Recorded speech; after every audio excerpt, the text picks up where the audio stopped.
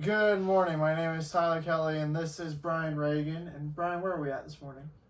We are in the Gospel of Luke, chapter 19, in Lake Butler, Florida. And we are at verse 41 through 44. If you will, Tyler, why don't you go on ahead and read those? I can do that.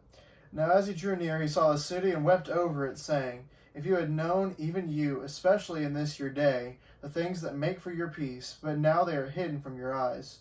For days will come upon you when your enemies will build an embankment around you, surround you, and close you in on every side, and level you and your children within you to the ground. And they will not leave in you one stone upon another, because you did not know the time of your visitation." What's your eyesight rating? 2020? Oh. Is an embankment where they surround it with dogs and the dogs howl at the city of Jerusalem? I'm just messing with you. It's an embankment. Yeah, embankment. Embankment. There was a little line underneath the R that became an N. Yeah, whatever. Embankment. Well, as we are looking at the last week of Jesus' life and the embankment that Jesus warns about. And this is a prophecy of Jesus concerning Jerusalem and what would happen when the Romans would come against it. But it's an interesting thing that he says, if you had known even now, especially this in your day, the things for your peace.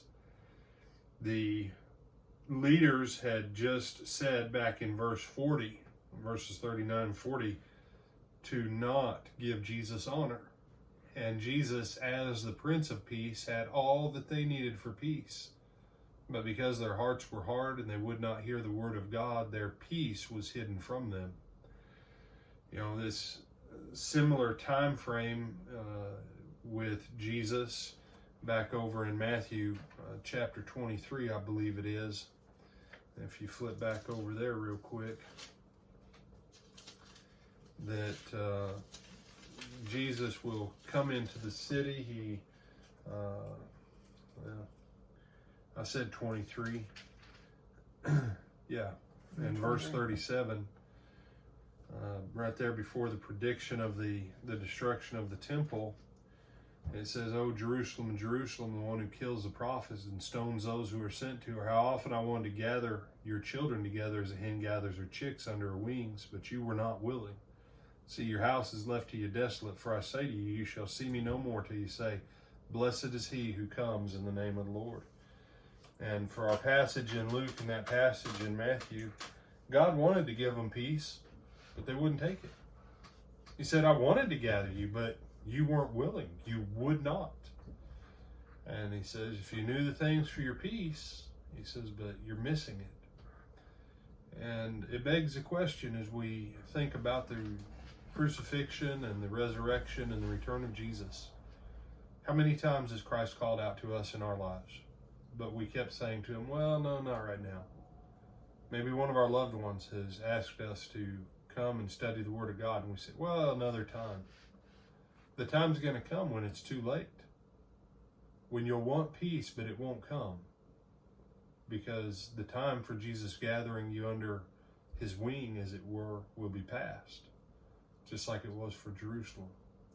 Do you have any other thoughts, Tyler, before I close this out? I just also think it's interesting when it talks about the things that make for your peace. Not only, like you said, is Jesus the Prince of Peace, but the city/country that's eventually going to destroy them is the one who's currently ruling over them and quasi keeping the peace amongst the people.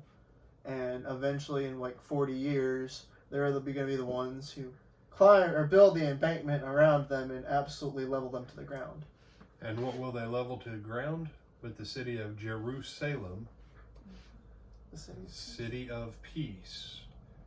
And so the city of peace did not know peace. It was under military occupation. It missed the Prince of Peace, and it would not listen to the good news of that message of peace, what we call the gospel. Mm-hmm. Maybe it's time for you or for someone else to come and make peace with God. I'm Brian Reagan, and this is Tyler Kelly. We bid you good day and go in the peace and blessings of the Lord.